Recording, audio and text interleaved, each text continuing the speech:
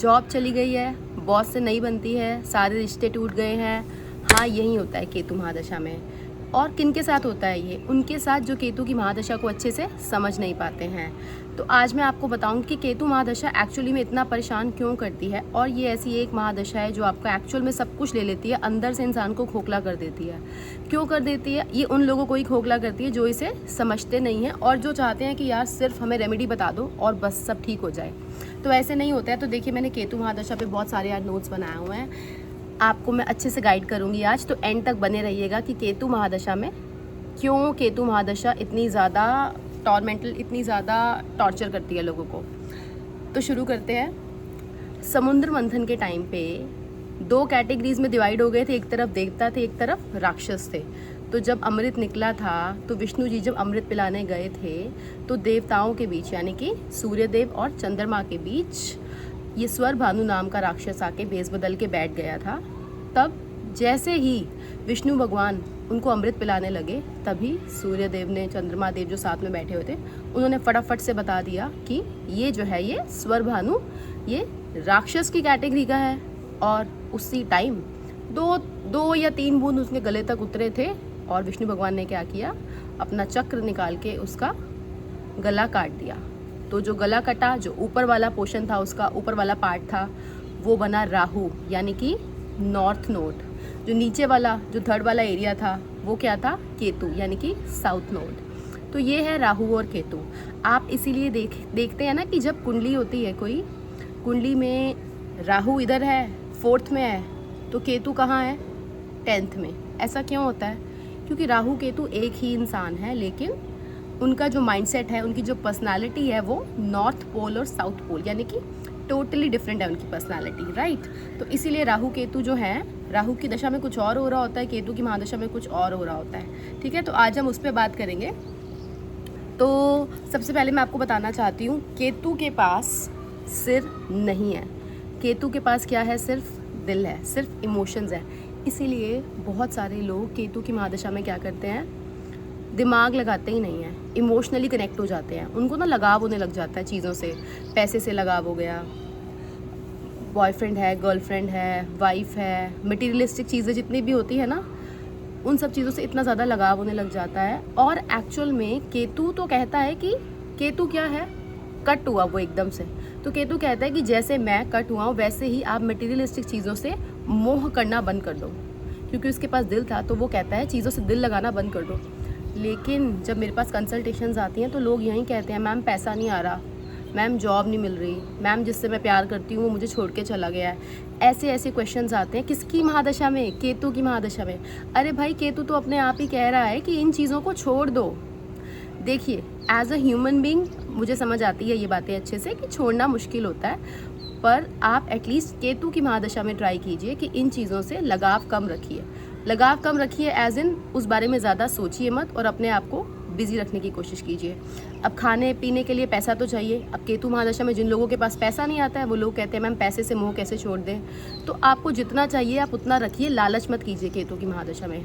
आप जितना केतु को दिखाएंगे ना कि नहीं मुझे नहीं चाहिए ये सब और मैं परेशान नहीं हो रहा हूँ इन चीज़ों की वजह से, मटीरियलिस्टिक चीज़ों की वजह से, उतना आपका जो केतु महादशा का है, केतु महादशा आपकी उतनी अच्छी जाएगी।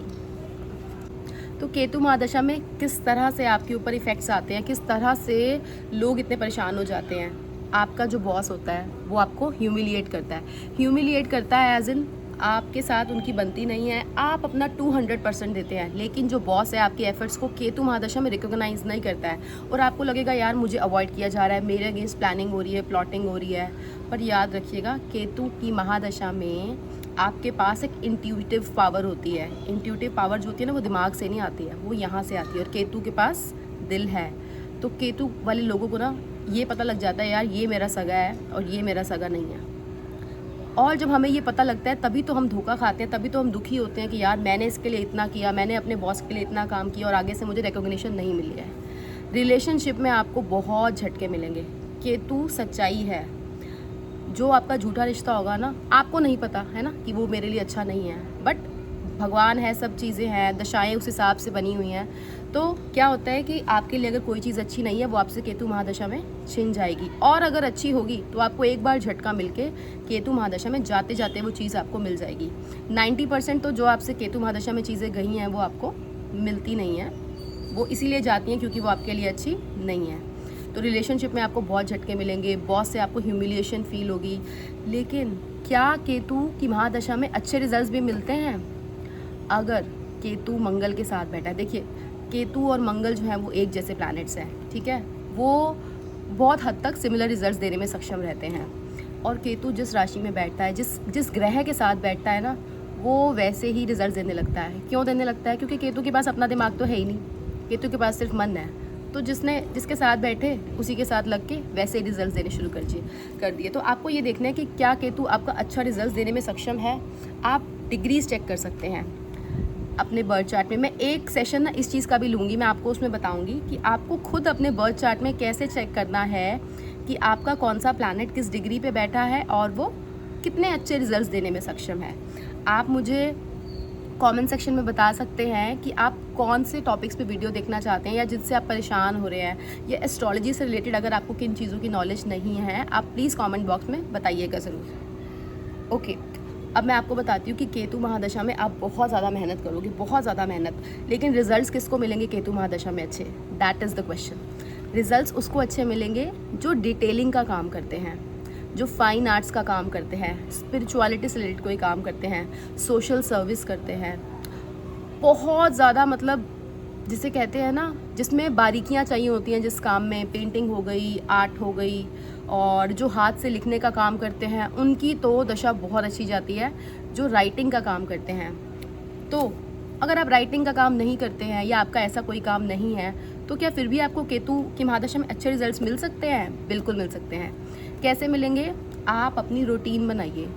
अब आप बताइए मुझे जल्दी से कमेंट सेक्शन में, रूटीन बनाना, डिसिप्लिन में रहना, इससे कौन सा प्लैनेट हमारा अच्छा होता है? ठीक है, आप मुझे बताइएगा ज़रूर। तो आप अपनी रूटीन बनाइए। आपकी लाइफ में जब डिसिप्लिन आएगा तो आप केतु की जब राइटिंग का काम करेंगे, चीज़ों को लिखना शुरू करेंगे ऑर्डर में, तो उससे क्या होगा? राइटिंग के काम से केतु अच्छा होगा।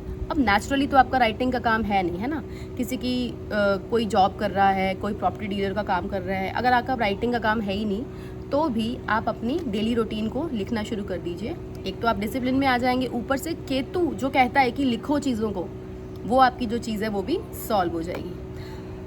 अब मैंने क्यों कहा कि फाइन आर्ट्स का काम, डिटेलिंग का काम, ये चीज़ें मैंने क्यों कहा? क्योंकि ये वाले जो काम होते हैं ना, ये हम बहुत दिल से करते हैं, बहुत पैशन से करते हैं, इसमें हमें दिमाग नहीं चाहिए। आप देखिए, जब हम लिखते हैं, मतलब मैं उन लोगों की बात कर रही हूँ जिनको राइटिंग का शौक़ है, जब हम लिखते हैं तो हम कैसे ऐसे बना के बिल्कुल मन से करते हैं। जब हम पेंटिंग करते हैं उसके लिए आपको दिल चाहिए, अच्छे से अपना पूरा मतलब मन लगा देते हैं उसमें, है ना। जो लोग कुकिंग करते हैं, ये सारी जो चीज़ें हैं, ये केतु की चीज़ें हैं, ये आपको करनी चाहिए। मोस्ट इम्पॉर्टेंटली मैं आपको सजेस्ट करूँगी, आप एटलीस्ट राइटिंग तो ज़रूर कीजिए केतु की महादशा में अगर आपको अच्छे रिजल्ट चाहिए। तो नंबर 1 क्या हुआ? राइटिंग और टाइपिंग हो गया। टेलर का काम भी आप कर सकते हैं। जो टेलर का काम करते हैं उनकी भी दशा अच्छी जाती है, क्योंकि आप देखिए, आप नीडल लेके बारीकी का काम धीरे धीरे, कुछ लेडीज़ पीको कर रही होती हैं, है ना, तो ये वाले काम जो होते हैं इससे भी केतु जो है बेटर रिजल्ट देता है। अगर अच्छे नहीं तो एटलीस्ट इन लोगों की दशा बेटर जाती है। चलिए आगे बढ़ते हैं। रिसर्च एंड लर्निंग का भी देखिए मैंने लिखा हुआ है कि रिसर्च एंड लर्निंग अगर आप करते हैं, वो भी आप बहुत दिल से करते हैं। आपके ना दिल में जैसे आता है एकदम से, यार नहीं, ये वाला तो मेरे को ना ढूंढना ही ढूंढना है। दिमाग इसमें ज़रूर यूज़ होता है रिसर्च में, बिकॉज आप इंटरनेट पे जा रहे हो, आप बैठोगे, बट स्टिल आपके अंदर से वो चीज़ आती है कि यार इसका जवाब नहीं मिल रहा मुझे। तो रिसर्च जो है वो भी केतु का ही एक पार्ट है, आप उसको भी कीजिए केतु की महादशा में, तो आपको अच्छे रिजल्ट्स मिलेंगे। अब देखिए, केतु की महादशा में ना आपके ड्रीम्स अधूरे क्यों रह जाते हैं? क्यों? क्योंकि जब स्वर भानु राक्षस को अमृत की 2-3 बूंदें पिलाई थी, वो गले तक आ गई, 2-3 आ गई, सारी तो नहीं आई, तो क्या हुआ? उसका काम अधूरा रह गया। इसीलिए आप देखना, केतु की महादशा में आप जो भी काम करते हो वो आपके काम अधूरे रह जाते हैं। आपने शुरू किए, वो अधूरे रह गए। वो पिछली दशा से भी अगर चलते हुए आ रहे हैं तो वो केतु की महादशा आते ही रुक गए, या वो चीज़ बिल्कुल ख़त्म हो गई। तो केतु की महादशा में आपको ये चीज़ें ज़रूर देखने को मिलेंगी। मैं आपको इसके लिए बहुत अच्छी कुछ टिप्स बताती हूँ। आप देखिए, एक मैंने आपको बताया, आपकी इंट्यूशन बहुत हाई हो जाएगी, आप नकली लोगों को बहुत जल्दी पहचान लेंगे केतु महादशा में। जिन लोगों को भी ये इंट्यूटिव पावर फील हुई है वो प्लीज़ कमेंट सेक्शन में ज़रूर बताइएगा कि किसको ऐसा लगा कि हाँ यार, केतु की महादशा में तो लोगों के असली चेहरे हमारे सामने आ गए। तो केतु की महादशा लर्निंग भी है, लेकिन क्या है, हमें लाइफ में लर्निंग चाहिए ही नहीं। मैं आपको ऑनेस्टली बता रही हूँ, 90% लोग, मेरे पास कोई 3-4 लोग ऐसे आते हैं जो ये बोलते हैं कि मैम मैं स्पिरिचुअली आगे ग्रो करना चाहता हूँ, मैं कुछ सीखना चाहता हूँ, मुझे लर्निंग चाहिए लाइफ में। वरना 90% लोग तो आके मैम मुझे पैसा चाहिए, मुझे जॉब चाहिए, मेरी जॉब कब लगेगी, मेरे को रिलेशनशिप चाहिए, ये सारी चीज़ें है ना, बेसिक ह्यूमन नेचर कहते हैं। जिनको आगे लाइफ में बहुत आगे बढ़ना है ना, उनको लगता है कि नहीं यार, मुझे कुछ लर्निंग भी चाहिए, स्पिरिचुअलिटी लेके मुझे ग्रो भी करना है। ऐसे भी जो लोग हैं वो प्लीज़ कॉमेंट सेक्शन में मुझे ज़रूर बताइएगा। तो केतु की महादशा जो है एक ये बहुत ही अच्छा आपका लाइफ चेंजिंग एक्सपीरियंस होगा। केतु की महादशा के बाद, जैसे ही केतु की महादशा आपकी ख़त्म होती है ना, उसके बाद ना आप एक बहुत बेटर इंसान बन चुके होते हैं अंदर से। आप देखिएगा जिनकी भी केतु की महादशा ख़त्म हुई है वो अब बहुत ज़्यादा कॉन्फिडेंट फील करते हैं, और वो फील करते हैं कि यार लाइफ में कोई चीज़ अब चली भी गई ना, अब कोई गम नहीं। और फिर ये आपको क्या करती है, वीनस की महादशा के लिए प्रिपेयर करती है। वीनस की महादशा क्या है, केतु का उल्टा। तभी तो भगवान ने आपको टेस्ट करने के लिए केतु के बाद वीनस की महादशा दी कि अब मैं इसको पैसा दूंगा, प्यार दूंगा, लग्जरी दूंगा, घर दूंगा, व्हीकल दूंगा, सब दूंगा, एवरीथिंग। बट अब आपका टेस्ट है, वीनस महादशा में आप इन चीज़ों से अटैच नहीं हो सकते। अगर आप इन चीज़ों से अटैच हुए, इसका साफ मतलब है आपने केतु की महादशा में कुछ सीखा ही नहीं। तो अगर आप ये वीडियो देख रहे हैं तो आप बहुत लकी हैं कि आपको ये चीज़ अब समझ आ गई है कि वीनस की महादशा में हमें कैसे रहना है। आप इंजॉय कीजिए, चीज़ें लाइफ में इंजॉय करने के लिए बनी हैं, है ना, भगवान ने दी अगर ये सहूलियत, आप कीजिए इंजॉय। लेकिन ऐसे मत सोचिए कि यार अगर कार आज कल मेरे से कार कोई ले जाता है, या मेरी कार नहीं रही, या मेरा घर नहीं रहा, तो फिर मैं परेशान हो जाऊंगा या मैं रोने लग जाऊंगा। ऐसा प्यार वाला रिश्ता आपको मटीरियलिस्टिक चीज़ों से नहीं दिखाना है। ओके, और अब मैं आपको बताती हूँ कि क्या क्या आपको नहीं करना है केतु की महादशा में। ये नोट कर लीजिए, ये बहुत इंपॉर्टेंट पॉइंट्स हैं। और अभी तक आपको वीडियो अच्छी लग रही है then please subscribe. And I want to tell you, मैं दिन में 2 बार लाइव आती हूँ और फ्री क्वेश्चंस के आंसर देती हूँ। एक दोपहर को 11:30 बजे, एक रात को 10 बजे, बिल्कुल फ्री क्वेश्चंस के आंसर देती हूँ। अगर आप सब्सक्राइब करके बेल आइकन प्रेस करेंगे तो आपको पता लग जाएगा कि मैं कब कब ऑनलाइन आती हूँ और फ्री क्वेश्चंस के आंसर देती हूँ। Radhe Radhe, God bless you. और आपकी प्रॉब्लम्स मेरी प्रॉब्लम्स हैं, इसीलिए मैं आपके लिए फ्री में क्वेश्चंस वगैरह बताती रहती हूँ आपको रेगुलरली। ओके, देखिए, एक तो गणेश भगवान जी का जाप करें आप 108 बार, ओम गण गणपते नमः, ओम गण गणपते नमः। जिनके पास जाप के लिए माला नहीं है वो काउंटर ले सकते हैं। काउंटर्स आते हैं ना, उसमें बटन होता है और नंबर साथ साथ आपको दिखता रहता है। काउंटर एक अपने आप में बहुत अच्छी चीज़ है, वो आपको मोटिवेट करता है बहुत ज़्यादा जाप करने के लिए, तो आप वो ज़रूर यूज़ कर सकते हैं। इसके अलावा गणेशा अष्टकम स्तोत्र का पाठ आप कर सकते हैं। उससे भी जो है केतु की महादशा में ना आपको मतलब काफ़ी ज़्यादा आप स्ट्रॉन्ग, काफ़ी कॉन्फिडेंट फील करोगे कि यार कोई बात नहीं, चीज़ें हो भी रही हैं तो मुझे पहले से इस चीज़ का एहसास है। और आपको ये गणेश स्तोत्रम करके ना आपको मतलब पेशेंस मिलेगा अंदर से। और आप क्या कर सकते हैं, एक बहुत ही ज़्यादा इंपॉर्टेंट टिप देती हूँ मैं आपको। कई बार क्या होता है, हम we are short of money, है ना, हम क्या करते हैं, लोन ले लेते हैं केतु की महादशा में। लोन तो ना आपको बिल्कुल ही डुबा देगा, आपको लोन नहीं लेना है बिल्कुल भी केतु की महादशा में।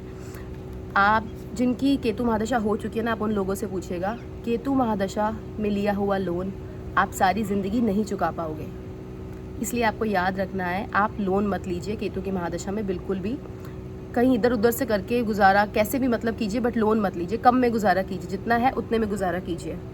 और खाटू श्याम जी के मंदिर आप माथा टेक के आइए। वैसे मैं राहु की महादशा में रेकमेंड करती हूँ कि आप खाटू श्याम जी के मंदिर जाइए माथा टेकने, बट आप इसमें भी जा सकते हैं। और कृष्ण जी जो हैं बिहारी जी हमारे, उनके स्वयं लगन में केतु है, तो वो बड़े स्मार्ट हैं, है ना, बहुत तेज़ है।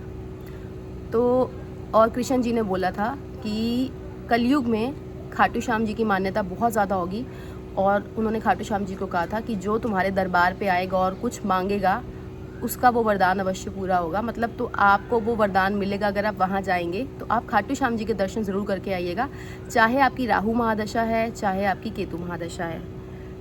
और मैंने क्या लिखा हुआ है, खाटू श्याम जी का मंदिर हो गया, गणेशा अष्टकम स्तोत्र हो गया, गणेश जी का जाप 108 बार, और 9 मुखी रुद्राक्ष आप पहन सकते हैं। इसके लिए आपको पर्सनली दिखाना चाहिए पहले, मुझे ही नहीं, किसी भी एस्ट्रोलॉजर को आप दिखा के वो कर सकते हैं, पूरी कुंडली चेक करवा के।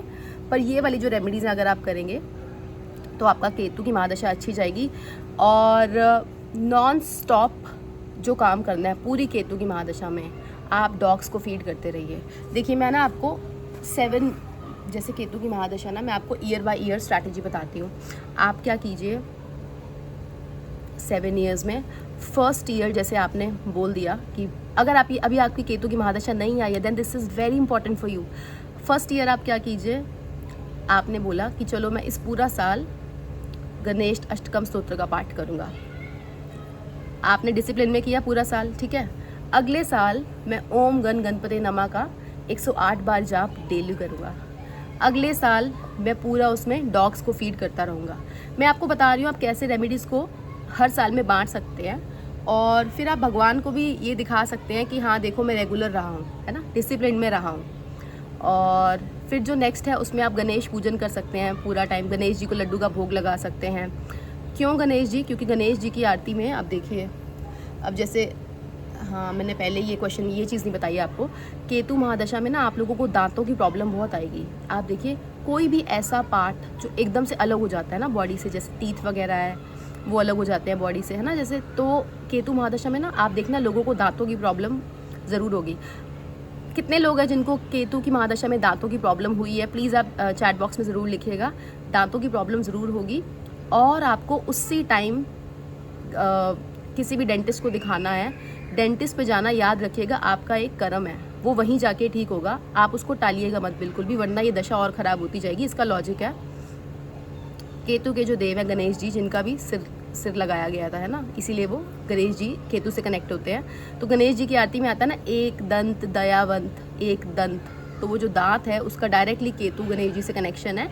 इसीलिए कहते हैं कि केतु की महादशा में जब भी दांतों की प्रॉब्लम हो तो आप डेंटिस्ट के पास ज़रूर जाइएगा, उसको ऐसे ही मत जाने दीजिएगा, ठीक है। ये हो गया। फिर उसके बाद आप क्या कर सकते हैं, एक उसमें आप सिर्फ राइटिंग में कीजिए सारा कुछ कि चलो इस साल में राइटिंग करूँगा। एक उसमें आप योगा मेडिटेशन कीजिए, यानी कि आप स्पिरिचुअली लाइफ में ग्रो कीजिए। तो ऐसे ऐसे करके आप हर साल जब बांट लेंगे ना प्रैक्टिकली चीज़ों को, तो डेफिनेटली केतु की महादशा अच्छा रिजल्ट देगी। और आप मुझे एक चीज़ बताइए, हम एफर्ट करते हैं अगर चीज़ों में तो रिजल्ट्स मिलते हैं। हम अपना 200% किसी चीज़ में दे देंगे और उसके बाद भी रिजल्ट नहीं आया, तो एटलीस्ट हम ये बोलने वाले तो बनते हैं ना कि नहीं यार मैंने अपना 200% दिया है। और अगर आप अपना 200% दे ही नहीं रहे और आप सिर्फ रो रहे हो, कभी एस्ट्रोलॉजर के पास जा रहे हो, कभी किसी दोस्त के पास जा रहे हो कि यार मेरे साथ ये हो रहा है, ये हो रहा है, मैं परेशान हो रहा हूँ, लेकिन आप उस परेशानी से दूर होने के लिए, उसको ठीक करने के लिए क्या कर रहे हो? अगर आप उसको ठीक करने के लिए कुछ कर ही नहीं रहे तो आप बाद में कह ही नहीं सकते। आप सोचोगे यार काश मैं इसकी कोई रेमेडी कर लेता तो मेरी दशा अच्छी जाती। 7 साल छोटे नहीं होते हैं, आप इसमें ट्राई कीजिए, रेमेडीज़ कीजिए। और आपकी प्रॉब्लम्स मेरी प्रॉब्लम्स हैं, तो जब मैं ऑनलाइन आती हूँ आप तब भी अपनी प्रॉब्लम्स लेके मेरे पास आ सकते हैं। और नेक्स्ट वीडियो आप कौन सी देखना चाहते हैं आप मुझे ज़रूर बताइएगा। God bless you, Radhe Radhe, thank you so much for watching and please subscribe my channel. God bless you.